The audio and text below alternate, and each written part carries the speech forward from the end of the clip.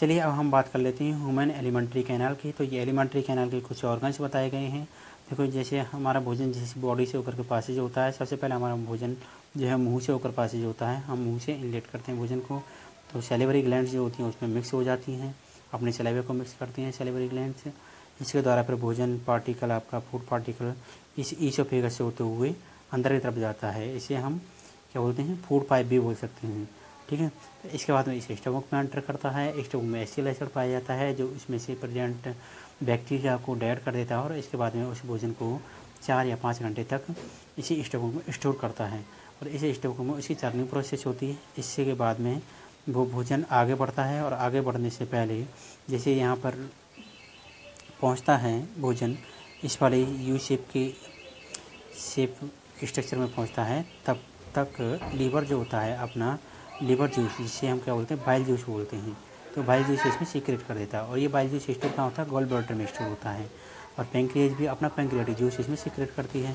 और ये जो एसिडिक मीडियम बन गया था इस भोजन का, वो एसिडिक मीडियम इस प्रोटीन के डाइजेशन के लिए अधिक सूटेबल होता है। इसके बाद में फूड पार्टिकल आगे बढ़ता हुआ स्मॉल इंटेस्टाइन में जाता है। स्मॉल इंटेस्टाइन में से उसमें लगभग कंप्लीट डाइजेशन हो चुका होता है भोजन का। इसके बाद में उसमें जो भी इम्पोर्टेंट कंपोनेंट होते हैं उनका एब्जॉर्प्शन भी हो चुका होता है। इसके बाद भोजन पार्टिकल्स आपका लार्ज इंटेस्टाइन में एंटर करता है, और लार्ज इंटेस्टाइन में फूड पार्टिकल में से जितना भी वाटर की क्वांटिटी प्रेजेंट होती है उसे एब्जॉर्ब कर लिया जाता है। तो उसे एब्जॉर्ब करने के बाद में फिर वो फेसिस में बदल जाता है, और उस फेसिस को रेक्टम में स्टोर कर लिया जाता है। तो ये कुछ इंपॉर्टेंट ऑर्गन्स हैं डाइजेस्टिव सिस्टम के, इन्हें आप याद रख सकते हैं। पहला तो माउथ है, माउथ में सैलिवरी ग्लैंड पाई जाती हैं और टीपी पाए जाते हैं, और एसोफेगस, स्टमक, लिवर, पैंक्रियाज, गल bladder, large intestine, small intestine and rectum.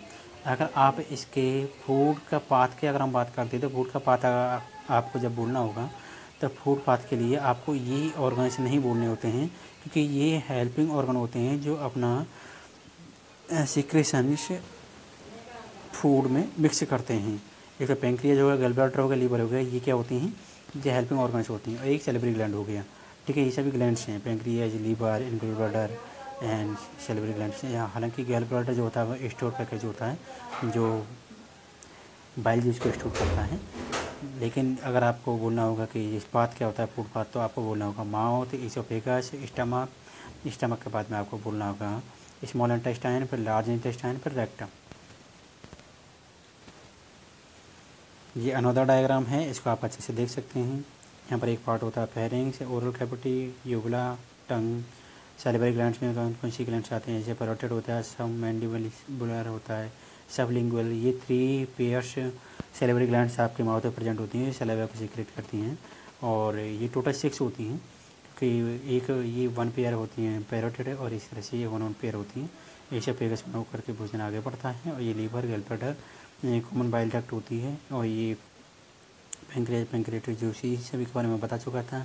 ये स्मॉल इंटेस्टाइन के पार्ट्स हैं। स्मॉल इंटेस्टाइन का ये यू शेप का जो मैं पार्ट बोल रहा था आपसे, तो ये यू शेप का पार्ट होता है, ड्यूडेनम होता है, और यहाँ से जेजुनम, इलियम, ये स्मॉल इंटेस्टाइन के पार्ट हैं।